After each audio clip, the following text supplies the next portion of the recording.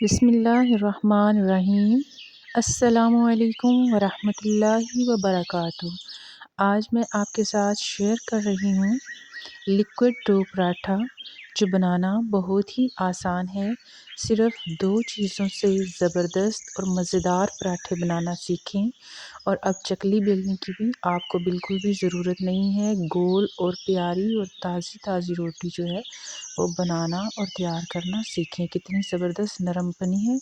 इसके लिए रेसिपी को पूरा देखें। इसके लिए हमें चाहिए 2 कप मैदा,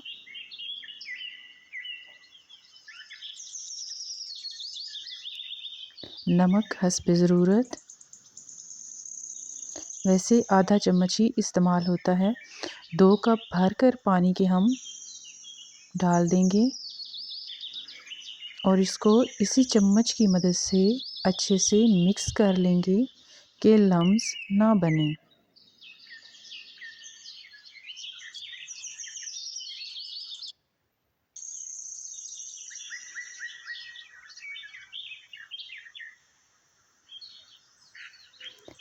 बड़ा ही ज़बरदस्त सा हमारा डो तैयार हो चुका है।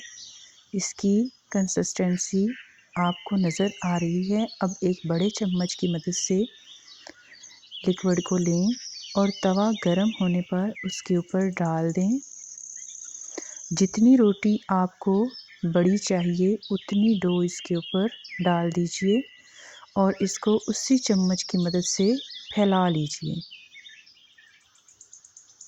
1 कप मैदा से 3 अदद रोटियां जो हैं वो दरमियाने साइज़ की बन जाती हैं। 2 कप मैदा से 6 अदद रोटियां इजीली बना सकते हैं। एक साइड से जब ये पकना शुरू कर दे तो इसकी साइड चेंज करें और दूसरी साइड पर जब ब्राउन कलर की आना शुरू हो जाए रोटी का तो उसको चेंज करके उस पर घी लगाएं और उसकी साइड चेंज करें और अच्छे से पका लें। जब रोटी दोनों साइड से अच्छे से पक जाए तो इसको उतार लें।